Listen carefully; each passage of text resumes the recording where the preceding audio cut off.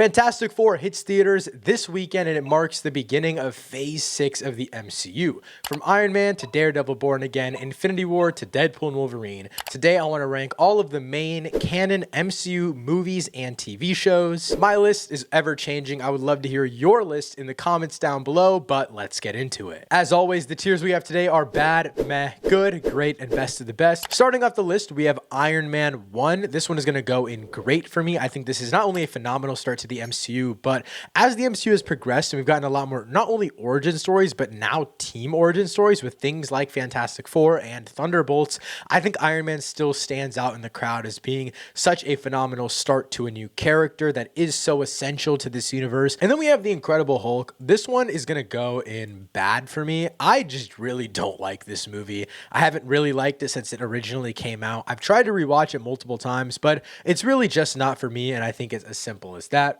And then we have Iron Man 2. This one's going to go in meh. I feel like this is one of those projects that I'm always up and down on. Sometimes it's at the bottom of good. Sometimes it's at the top of meh. Who knows? But I just think the villain of this film is pretty weak. And honestly, hot take, I do prefer Iron Man 3, which I'm just going to go ahead and rank really quickly. I do think Iron Man 3 is going to be at good, but it's going to go at the very, very bottom of good. I think Iron Man 2 and 3 can be grouped together in just a review sense because I think for the most part, they work as singular Iron Man films, but they do get fairly ambitious in other projects actually having continuity in them. With Iron Man 3 it's the PTSD, and Iron Man 2 it's really building out a lot of the MCU. That becomes its biggest flaw. And then we have Thor 1. This one is going to go in good as well. I used to think this was a very, very meh movie, but I rewatched it before Thor Love and Thunder, and I really, really like how ambitious this film is in terms of introducing us to a new aspect of the MCU. With Thor, I feel like since this is set in the actual MCU, it does a really great job of building out Asgard, building out this mythical place, and then obviously we're able to bring that mythical place into the actual cahoots of what's going on in the MCU with the Avengers. And then we have Captain America, the first Avenger. This one is going to go in the top of meh.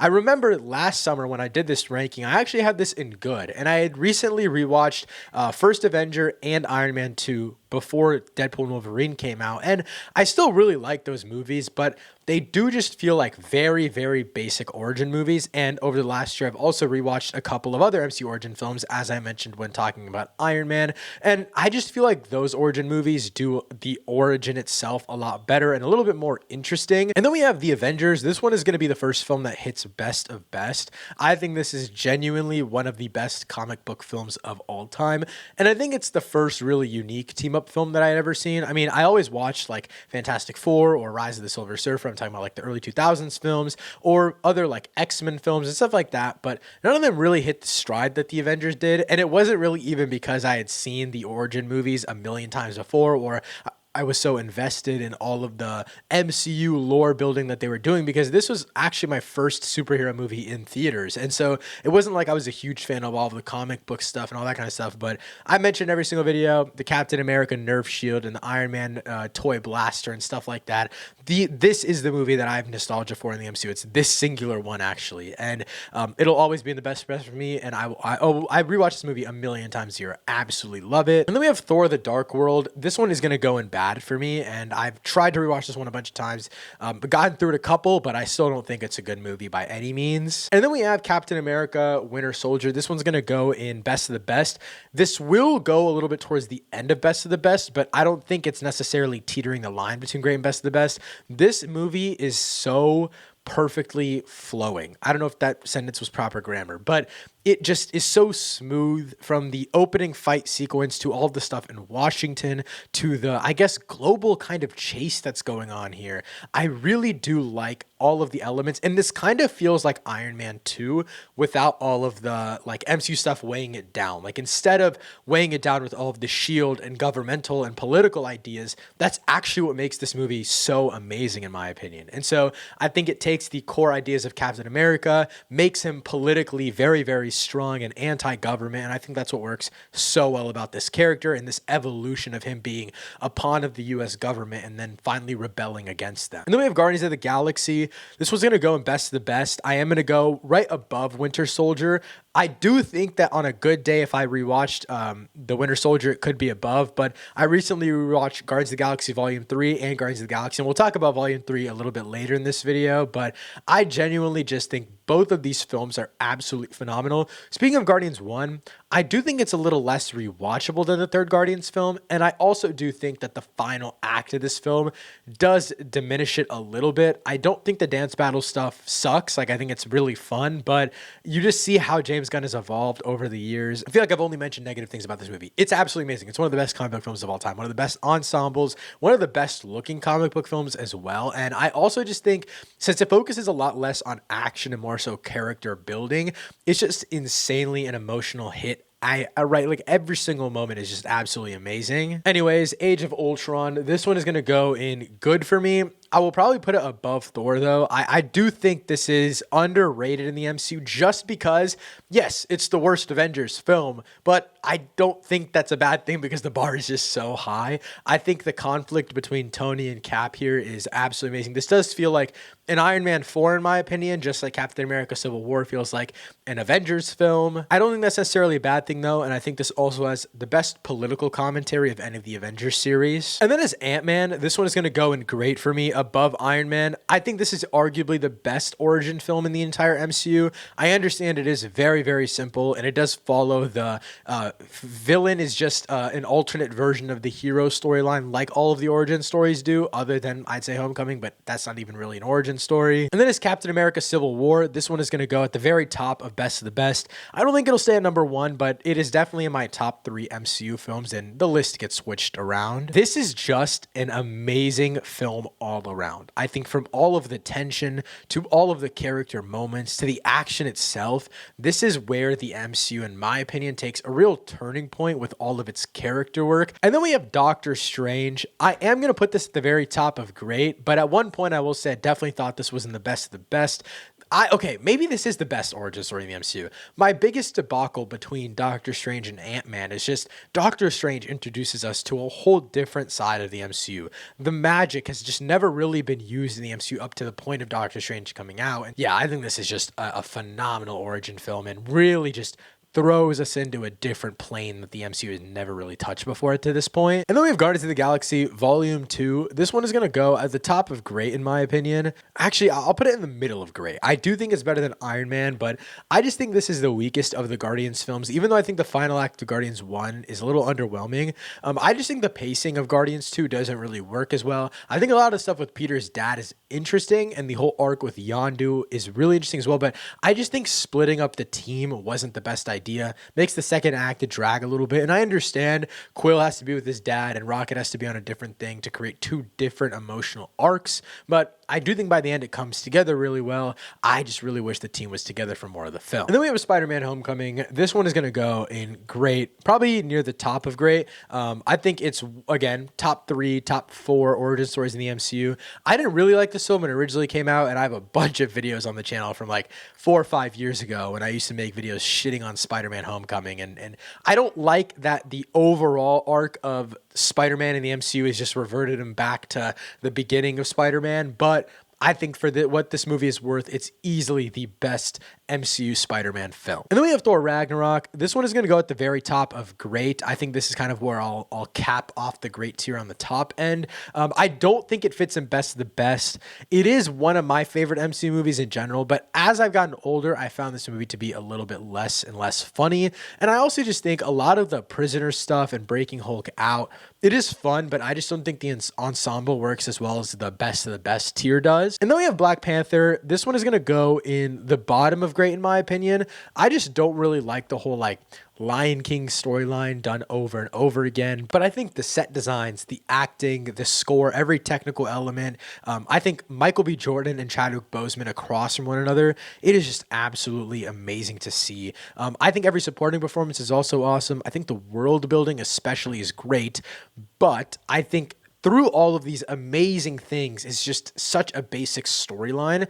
And I don't think the basic storyline or any of the elements around it elevate the film enough to where I can look past it. And then we have Avengers Infinity War. This one is going to go at the very top of best of the best for me. This is the best project that the MCU has ever put out, in my opinion, and I don't think it comes close at all whatsoever. This is easily the peak of the MCU. Not only is Thanos the greatest villain the MCU has ever seen, but I think the split dynamic between Captain America and Iron Man also works perfectly, and I also think splitting up the team and really spreading out everything that the MCU has built up to into 4 or 5 different missions, I really do think this is kind of the route they'll take for Doomsday and Secret Wars. I don't know exactly which movie it'll be in or how they'll execute it, but there are so many characters. If they end up doing it a different way, I will be so surprised, because this, in my opinion, is the perfect blueprint. I don't want them to do the same thing over again, but I wouldn't blame them, because this seems like a lightning in a bottle situation that we'll get to in just a second here, but I don't even think Endgame could recreate that for. And then we have Ant-Man and the Wasp. This one is going to go in meh for me. I think I had this in good a while ago, but I don't know. I'm going to put it at the bottom of meh. The more I sit with this film, the more I just don't really like it. I think everything about the film is really underwhelming except for Paul Rudd as Ant-Man. And then we have Captain Marvel. And I used to absolutely hate this movie, but the more I've sat with it, I don't think it's the worst thing in the world.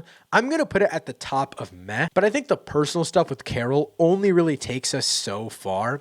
And I just feel like the villainous stuff isn't as strong. The world building and exploration of the more cosmic side of the MCU is cool to see, but I think it's just underwhelming. And then we have Avengers Endgame. This is where the hot take, well, my hot takes will really start with the next phase, but this is kind of where they begin. I'm going to put Avengers Endgame in great, near the bottom. I think Avengers Endgame, to an extent, is the best film that it possibly could have been. In the moment, post-Infinity War, what do you do with this universe? Like, how do you really move on from the events of Infinity War? And I think the first act of Avengers Endgame is absolutely amazing. I think the last act of Avengers Endgame is absolutely amazing. But I think the nostalgia storytelling really started with Endgame, in that the entire second act is just our core Avengers reminiscing on parts of the MCU and just kind of closing out these existential thematic arcs that they have. And I kind of think it's lazy to an extent. And I don't want to say that, because I understand how difficult it is to bring together the entire universe. But this movie, in my opinion, has zero rewatchability. And even though I know exactly what happens at the end of Infinity War, I can rewatch that movie a million times. Endgame just doesn't feel that way for me. Again, I could rewatch the first act a million times. The sense of dread and hopelessness is insane, the way that they are able to capture that coming off of Infinity War.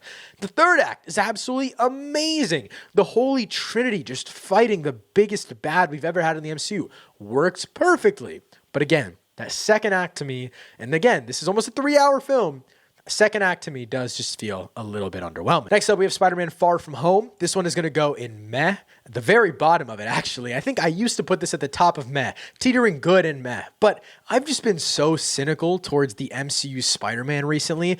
I will give all props and kudos to Homecoming, because I think they did a phenomenal job, especially upon rewatch, with the villains, the internal struggle of Spider-Man and Peter Parker. This movie does absolutely none of that. I don't give a shit about any of the characters. I will say, Mysterio, Jake Gyllenhaal, absolutely phenomenal. One of the best villainous performances in the entire MCU. I think the twist with him is also great. But this is just so anti-Spider-Man in every single way. Spider-Man has no sense of responsibility. Spider-Man always has this bullshit excuse if he's just a kid and I don't know what to do, so I'm just giving it away to this other guy. It just all is so frustrating as a person that, with Superman, people can say I don't read comics. With Batman, I dabble, and the Batman really got me into Batman comics.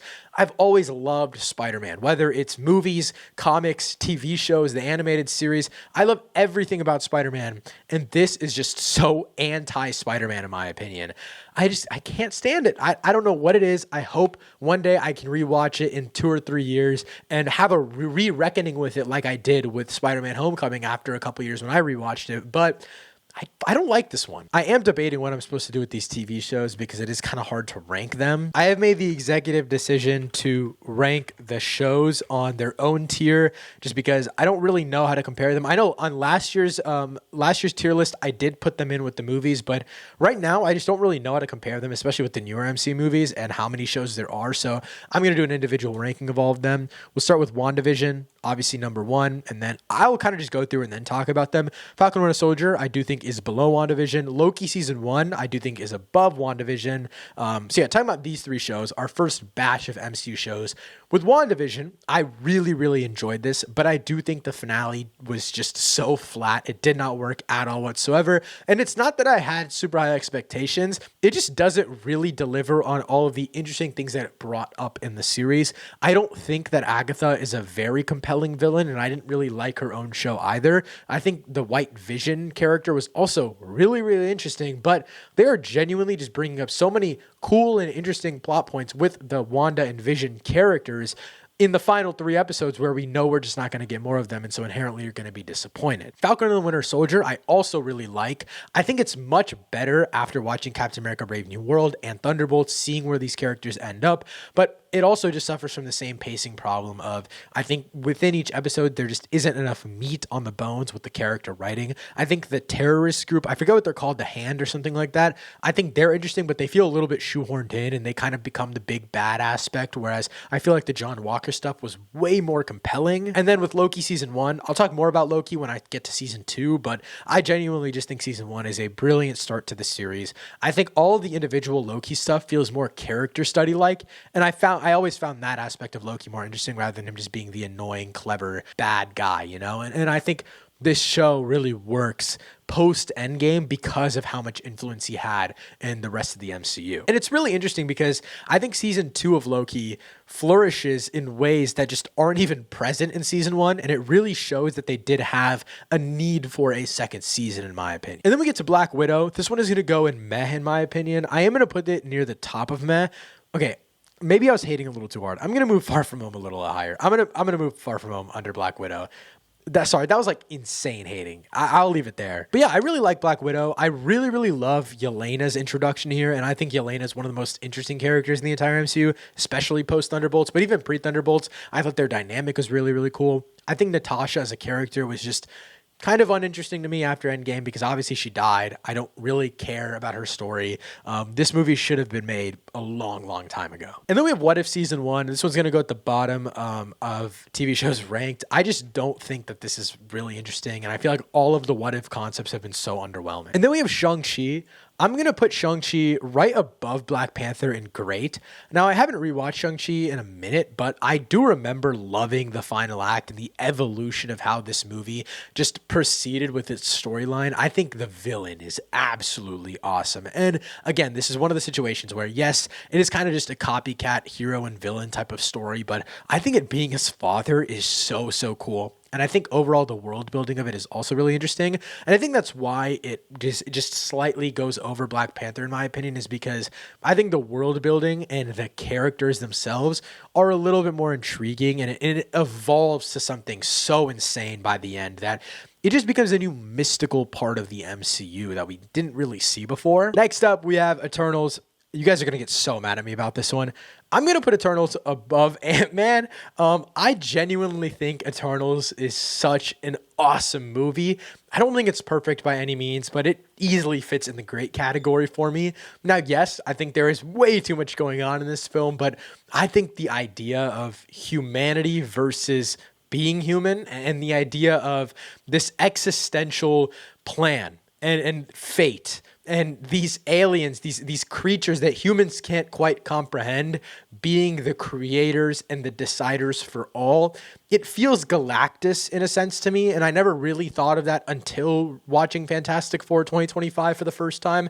I genuinely just think that as Eternals evolves over time, I think we'll be able to understand the film a lot better. I think Druig as a character is one of the most interesting because of his faith in humanity and his control and his power over violence, which I think as we evolve and as we see the things going on in our real world becomes more and more of a present issue. I know this placement is going to get me absolutely fried in the comments, but I love this film and I will stand by it forever. Next up, we have Hawkeye. So in the TV shows ranked, I do think this one can respectfully go right below Falcon and Winter Soldier. Haley Steinfeld as Kate Bishop is absolutely amazing. I know that apparently they were going to do a season 2, but apparently Jeremy Renner just didn't get paid enough money, or they didn't offer him enough money, so he didn't want to be in it. But I kind of wish that the second season would focus more on Kate Bishop as a character, because Hawkeye's interesting, but I just feel like Kate Bishop is a little more interesting in terms of the future of the MCU. But yeah, I really, really enjoyed it. I don't think the Kingpin stuff was absolutely amazing, but such a fun Christmas series. I actually want to rewatch it this Christmas just because I think the vibes of the show are great. And then we have Spider-Man No Way Home. This one is going to go right below Guardians Volume 2 for me. I have not rewatched this one at home since like the extended cut came out on VOD, and so I feel like I don't have any updated thoughts on this. I still think the first act of this movie isn't great, but I stand by the fact that I don't think this is pure nostalgia bait. I think since this was shot like in the midst of the pandemic and there are still a lot of problems with like shooting films and rewrites and all that kind of stuff, I mean, this movie just doesn't really look the best either, but it hit me. Like, the nostalgia worked. I love all 3 Spider-Man, and I'm not afraid to admit that this movie uses nostalgia in a great way. And then we have Moonknight. This one is going to go below Hawkeye, in my opinion. I think, again, miles ahead of What If Season 1, but I just think this falls into the big pacing problem trap. I just think Hawkeye has better performances all around, even though Oscar Isaac in Moon Knight is one of the most interesting performances in the entire MCU. The story that his character goes through just isn't really as interesting. Next up, we have Doctor Strange in the Multiverse of Madness. I am absolutely going to get fried for this one, but I'm putting this near the bottom of best of the best. Not only do I think this is one of the best comic book films of all time, I just think it's one of the most interesting comic book films ever made. I think taking the multiverse idea, and though I understand it's not as madness as everyone wanted, even Deadpool and Wolverine does that aspect better, but taking this grand idea and concept of a multiverse and making it such a personal character study on who Doctor Strange is and his relationship with Christine Palmer and his relationship with America Chavez, and using this kid as a look into Doctor Strange's heart, who feels like one of the most egotistical and hard to enter characters in the entire MCU. On top of that, Scarlet Witch is such an amazing villain. She is one of my favorite characters in the entire MCU. I think the moral dilemma between her characters and how powerful she actually is so well explored, from Age of Ultron to Civil War to Infinity War and all the things that she goes through. I think this is just the perfect amount of pieces coming together for the things that I love in the MCU. Doctor Strange is arguably my favorite character in the entire MCU. I think the multiverse / magical aspect is one of my favorite corners of the MCU, and I just want a personal character study, and that's exactly what we got. And I think the Illuminati stuff is cool. The cameos that we got were cool. And I understand, again, it's not as madness as everyone wanted, but it's just enough madness for me to where when we get a third variant of Doctor Strange and they have a literal battle with piano music notes off of sheets, I was kind of like, this is the coolest shit ever. And then we have Miss Marvel. This one is going to go above Hawkeye, but I could definitely see kind of an in-between with Miss Marvel and Hawkeye, just because if you connect to Hawkeye a little more, maybe you like that more. But for me personally, I just think overall, honestly, through most of the episodes, Miss Marvel works pretty perfectly as an individual, just character entertainment thing in the MCU. You have a new character, she's learning her powers, she has to hide it from her parents. This feels so Homecoming in my opinion. I know a lot of people use that to compare it, but I just think really up until the pre-finale episode, this movie is really working at it. I mean, the show is working at a really great pace. And then we have Thor: Love and Thunder. This one's gonna go in bad, man. I'm gonna put it below Dark World. This is really bad, and it's sad because it's just so underwhelming. I was so excited for Christian Bale's Gore the God Butcher. Genuinely one of my most anticipated comic book castings of all time. Probably just behind like the big recent ones that we got, like Our Pants in the DCU or David Cornsweet or most of the Fantastic Four, stuff like that. Yeah, no, this one just sucks. Like all around, it's not good. And then we have I Am Groot Season 1. This one's gonna go at the bottom of TV shows ranked.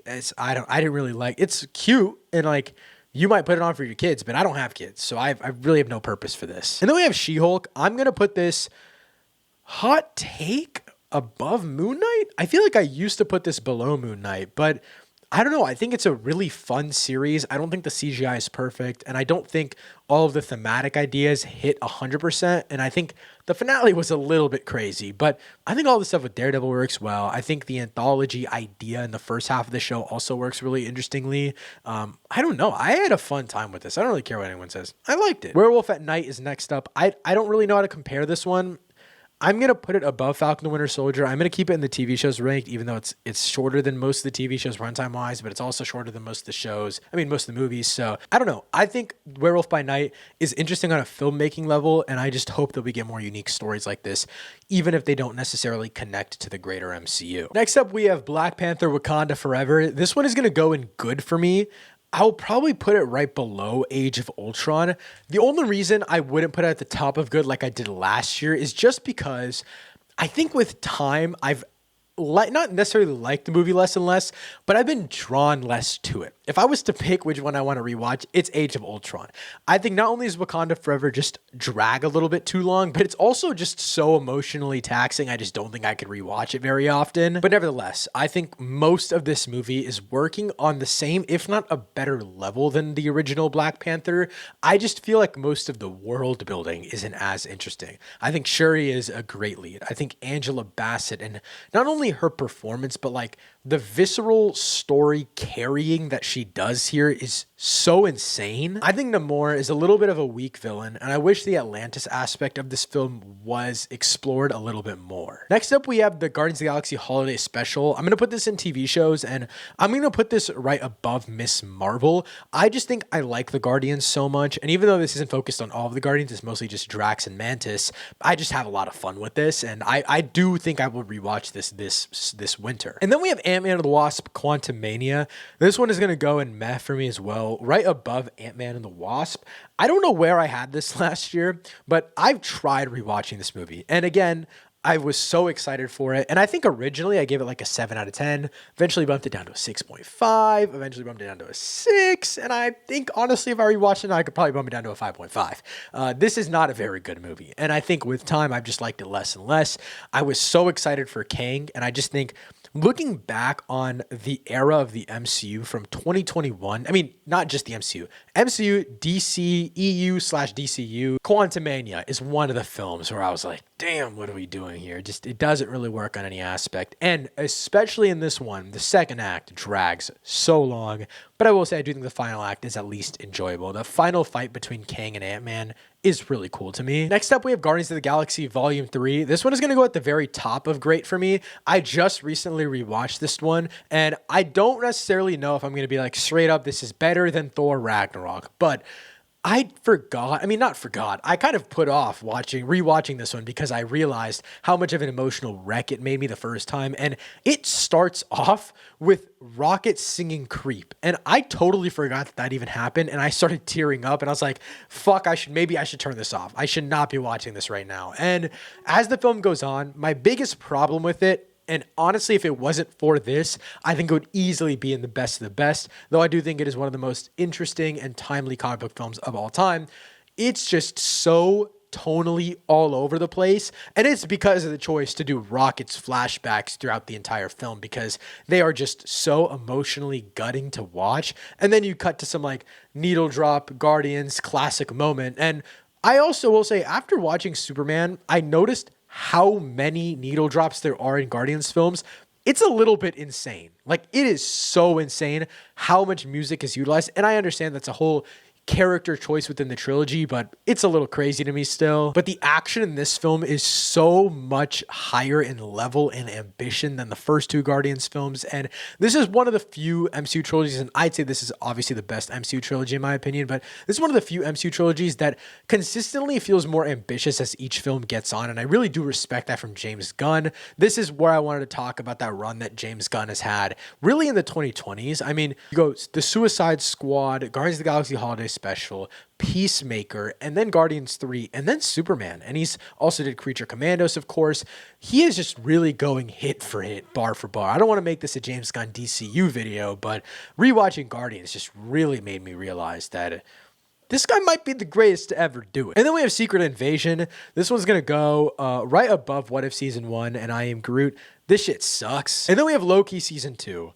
This one is going to go at the very top of the TV shows ranked. It's easily the best season of TV that the MCU has ever made. But since I've already put it there, I also wanted to let you guys know where it would be in the MCU in general. I think it's my second favorite MCU project. Like, it is going right below Infinity War, right above Captain America Civil War. I'm going to move it back down just for continuity's sake. But yeah, I think it's the second best MCU project of all time. Final minutes of this entire series make me tear up. And my biggest fear for the future of the MCU is that they're not going to utilize the stuff used in Loki season 2 just because of how much stuff they have to cover. I really hope that the whole Loki taking over the multiverse / connecting it all, the glorious purpose aspect, I'm literally getting chills talking about it. I always do. I love this series so much, and I love the characters that they built, and I really love the stark contrast between Loki season 1 and season 2. And the way that there is a real sense of identity in season 2, not only visually, but also character-wise, story-wise, and overarching just idea-wise. I understand that Kang is a much bigger part of this season than he was the first season. It's obviously coming off of Quantumania story-wise, but I don't know. Even this is one of those projects where even though Kang is a big part of it, and we're probably never going to see Kang in the MCU ever again, I still do think it excels in every other way so much to where it's just one of the best put together MCU things that they've ever made. And then we have Echo. This one is going to go under Moonknight for me. I don't really think this series works at all. I think it's really inconsistent. And I also think the villainous aspect with Kingpin doesn't work very well. I believe the lead's name is Maya. I don't think she's very interesting. I think some of the visual elements with her powers and how her fighting is executed, it's interesting, but most of this series feels very lackluster to me. It feels like what they wanted, like it feels like a very premature version of the Daredevil Born Again reboot. And then we have the Marvels. This one's going to go right below, actually, I'll probably put this above Quantumania. I think I put this much higher on the list last year. I don't really like the Marvels that much. I'll do this. I will go, that seems a little more fair. Okay, I think elements of this film work very, very well, but I just don't really think that everything outside of Miss Marvel and Monica Rambeau just don't really work well at all for me. And then we have What If. I think this is season 2. This one's going to go, I don't think I watched the entirety of this, so I'm just going to put it at the bottom. I watched a couple of episodes, but I don't know. What If is always very, very lackluster, in my opinion. Next up, we have Deadpool and Wolverine. This one is going to go right below Thor Ragnarok, in my opinion. I do think I need to rewatch it. I haven't rewatched it since it came out. I watched it like 3 times in theaters last year. But yeah, I really, really love this movie. I don't care what anyone says. I know people want to call it slop and nostalgia bait, and it looks like shit, and none of it works. None of it's funny. People don't find Deadpool humor funny. I really do. I know I have the humor of a 3-year-old, but it always works for me. I don't really care. I did have Guardians of the Galaxy Volume 3 below this last year, which I think is a little bit appalling. I can't believe I did that. And then we have Agatha All Along. Now we're getting to projects that weren't out last summer when I ranked all of these films, but yeah, I think Agatha is gonna go probably right above Echo. I think Agatha is interesting, and I think the magical / witchcraft side of the MCU is something I wouldn't mind explored a little more, but it's just not something I cared for a lot outside of specifically Wanda as a character or Doctor Strange as a character. When you have those two leading a series like this, then I'm more intrigued. But when you just have a character that was like the villain of an MCU series that happened fucking 3 or 4 years before the show even came out, I don't really care. It's not something you build up to or I really anticipate. And then we have Captain America Brave New World. This one is going to go at the top of meh, in my opinion. I think this is just a very, very meh movie. I don't think it's bad by any means, but I just don't think it necessarily passes the good test.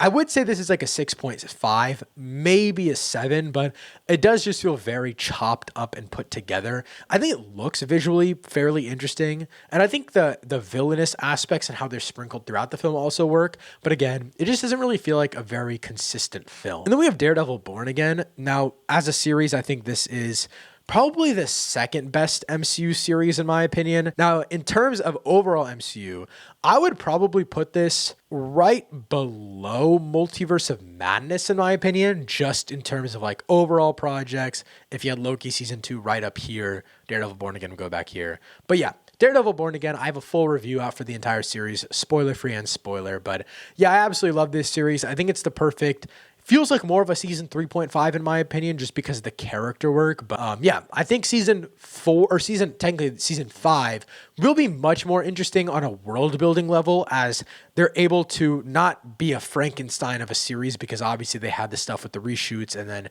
kind of the entire MCU going into a little bit of a production reboot type of thing midway through this series being made. And so I think every element of this is on par with Daredevil, the first 3 seasons. I actually do think that this is the second best of all 4 seasons. I would rank it 2, 1, Born Again, 3. And then we have Thunderbolts. I'm going to put this right above Deadpool and Wolverine. I did do a Phase 5 MCU movies ranked right after Thunderbolts came out, when Phase 5 officially ended, since Fantastic Four is sort of Phase 6.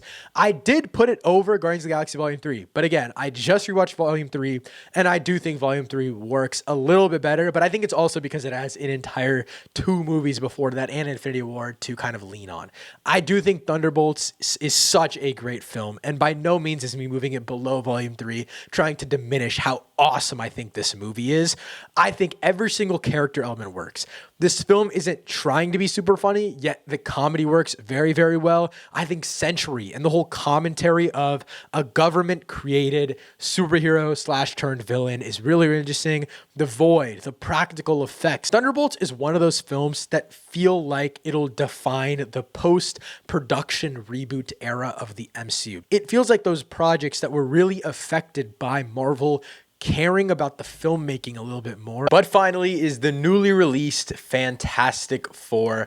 I'm going to go ahead and put this right in between Eternals and Thunderbolts. Now, if you want to check out my full spoiler-free review of the entire film, you can do that by clicking the link in the description down below. But overall, I really did like this movie. I do quickly want to compare it to the films around it, since this is an MCU ranking. In terms of comparing it to Thunderbolts, I just felt like the character dynamics work a lot better in Thunderbolts, but since this is taking place on a different world, it does have a lot more world-building things to do, and I just don't necessarily think it succeeds in that. Why Thunderbolts' void stakes work so interestingly is because I really do care about the world, and that made me realize with Fantastic Four, I don't really care about any of the other people that are getting impacted by this. Again, keeping it completely spoiler-free here, they do introduce Franklin Richards, which is well known throughout all of the marketing of the film, and I just feel like that whole plot point was really rushed through, and it tries to become a really important emotional point, which doesn't really work for me at all. On the bright side of things, though, I think Silver Surfer is easily the best part of this entire film. I'm a huge fan of the Silver Surfer character, and how well not only Shala Ball, but also Norrin Reed, how both of these characters feel like the perfect embodiment of loneliness, and I feel like a live-action adaptation hasn't really shown us that until now. I think Galactus is also really well done, and the castings are absolutely perfect. My only character problem is The Thing. I think Ben Grimm is so poorly written in this film, and overall, the plot is just very bare bones and basic, but I think it's a really fun film. Definitely in the higher half of the MCU, but not really near the best by any means. But guys, that wraps up my ranking for the over 50 MCU TV shows and movies. As always, let me know your ranking in the comments down below. Thanks so much for watching. I'll see you next time. Peace.